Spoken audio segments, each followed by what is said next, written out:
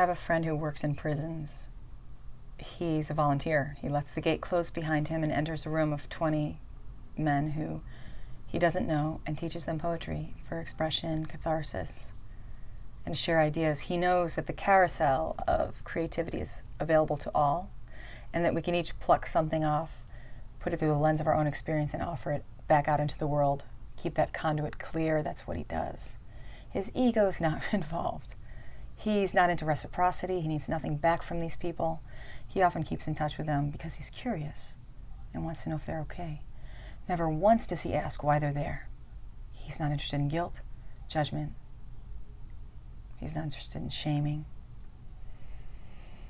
I've been thinking a lot about shame and Parkinson since I had this great discussion with DJ Claire of Radio Parkies. Thank you for your platform. You help people feel less alone. And shame and Parkinson's seem to go hand in hand because we are humiliated and terrorized and grieving all these losses of capability constantly. I often say I used to be a dancer and I still can dance. But the point is, we're all feeling this sort of humiliation, this shame. I was reading about shame and its 4 subsets as according to Joseph Burgo's work. I'm also a huge fan of Brené Brown, and much of what I say is sort of parroting her work, by the way. I want to offer credit where it's due. But Joseph Burgo says that unrequited love, unwanted exposure, disappointed expectation, and exclusion, being left out, are 4 main types or subsets of shame. And when they talk about unrequited love, they did the experiment with the babies where the mother mirrors the baby and sends the love back, coos back, and then the next experiment, they do the still face where they don't respond to their baby and the baby becomes very emotional because, of course, what's wrong with me? Have I been excluded? Am I now unworthy of love? There are many experiments about this sort of thing, some quite devastating. Shame is useless, and shaming others even more so.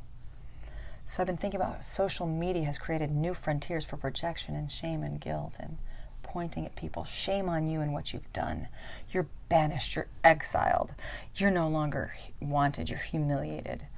We all want to be included, and if we're excluded, it's like death in many ways. Many people go into a protective stance when they think someone's very dangerous, and they may well be. There are times when we cannot include someone or something because it's going on for us. We each get to decide that, and in communities we get to decide that. But what's not okay is the mob mentality of ganging up on and attacking. I had a young Parkinson's patient ask me why I ganged up on her on Twitter. And I said I didn't. In fact, the people that responded to what you said there in public, I don't know them. I didn't call my dogs in. I don't have dogs. I have 1 dog, and he's actually an Australian Shepherd who's very interested in protecting you. He wants to herd, not exile. But speaking of herd mentality, she wasn't wrong. They did attack her, and I didn't help the situation. I made it worse. There are times in our life when we do this. My point is we all do dumb things, thoughtless things, things that hurt other people. But this whole shaming and blaming and projecting, you are wrong, and writing to somebody about what they did wrong, and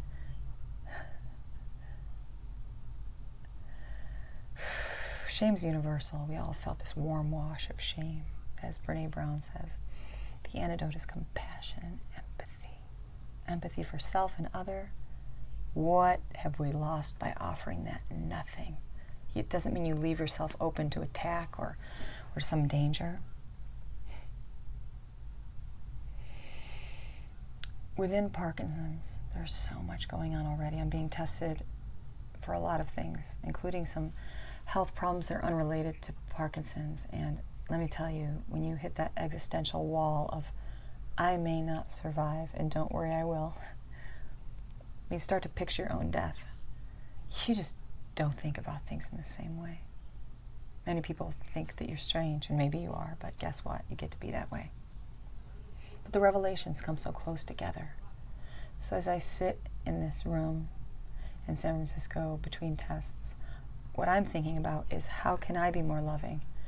How can I not project any shame onto anyone and acknowledge my own challenges, my own issues, my own troubles and grief and losses and shame, and work with it?